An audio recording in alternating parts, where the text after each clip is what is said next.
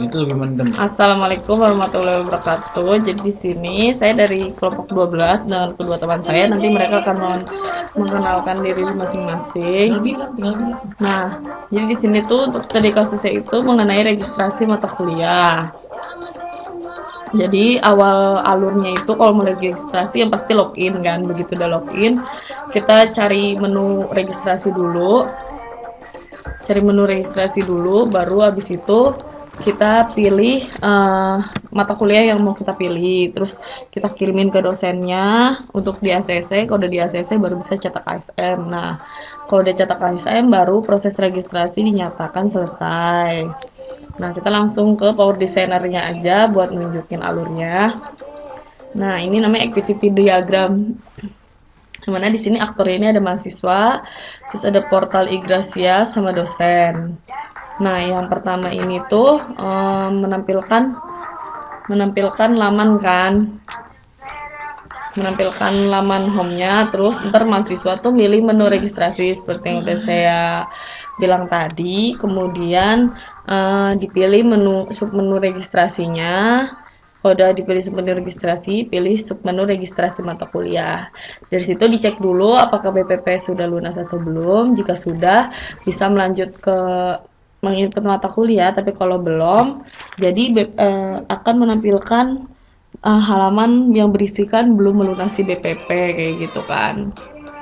Nah, untuk kalau udah lunas menginput mata kuliah, kemudian kalau udah diinput mata kuliah di submit, diklik ACC, siap ACC. Nah, kalau udah diklik siap ACC, jadi nanti si portal Igrasiasnya ini akan menampilkan notif studi siap di ACC. Nah, kalau udah kayak gitu berarti udah kekirim ke Igrasias dosennya.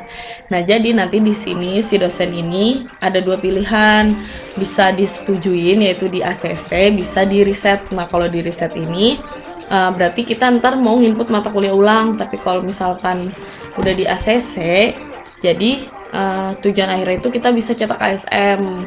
Tapi sebelumnya itu ntar di portal Igrasias ini jadi menampilkan notif rencana studi telah di ACC gitu. Nah, baru si mahasiswa bisa melakukan cetak ASM.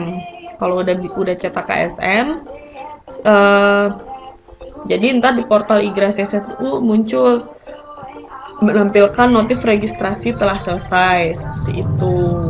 Kalau udah ada tampilan registrasi telah selesai berarti kita udah bisa kita udah selesai gitu masa registrasinya. Tapi kalau misalkan kita belum cetak ke SM, berarti masa registrasi belum selesai dan itu bisa dikenakan denda kemungkinan. Untuk selanjutnya, sequence diagram dari input mata kuliah dan ACC request akan dijelaskan oleh Irfan. Baterainya low. Assalamualaikum warahmatullahi wabarakatuh. Waalaikumsalam. Nah, selanjutnya saya akan menjelaskan tentang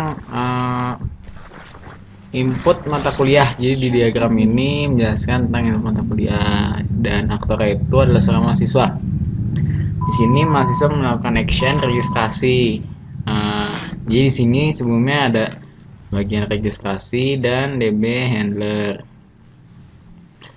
Yang di studi kasus sebelumnya udah di ini udah di udah diklasifikasikan dari kelas diagramnya. Nah, di sini mahasiswa melakukan get mata kuliah ke DB handler. Kemudian outputan dari DB handler itu adalah mata kuliah itu. Kemudian selanjutnya mahasiswa melakukan get list mata kuliah untuk mengambil mata kuliah yang ingin diambilnya, dan outputan yang bisa dilihat mahasiswa itu list mata kuliah. Lalu kemudian mahasiswa menginput mata kuliah, dan selanjutnya setelah mahasiswa melakukan input mata kuliah, mahasiswa melakukan simpan mata kuliah pilihan ke DB handlernya, sistemnya. Lalu selanjutnya dari DB handler ini melakukan ngasih feedback lagi, ngasih outputan lagi berupa status mahasiswa. Isinya tuh status mahasiswa yang telah mengambil mata kuliah sesuai yang diambilnya. Selesai. Terus lanjut ke diagram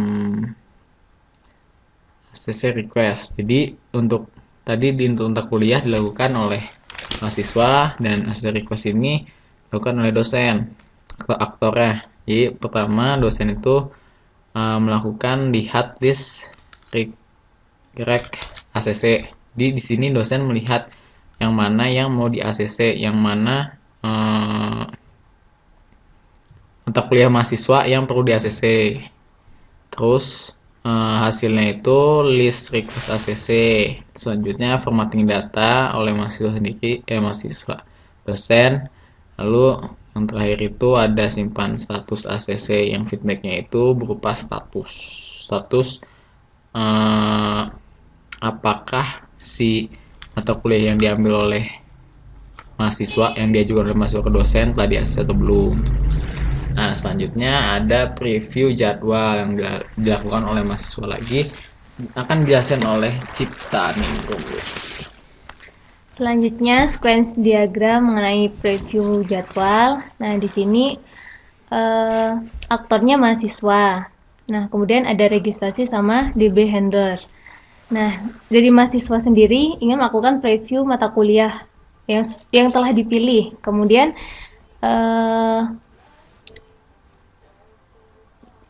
dia bisa melihat mata kuliah yang telah dipilih. Kemudian dari DB handler ini masuk list mata kuliah pilihan dari mahasiswanya tersebut.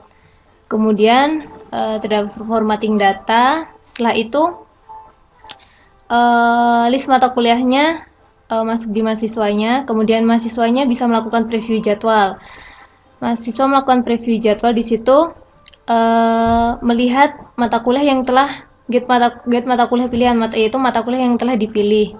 Nah, di situ selanjutnya ada list mata kuliah pilihannya. Nah, dari situ kita bisa melihat jadwal kuliah mahasiswa tersebut. Nah, sekian dari kelompok kami. Sampai jumpa di modul 5. Bye-bye. Bye.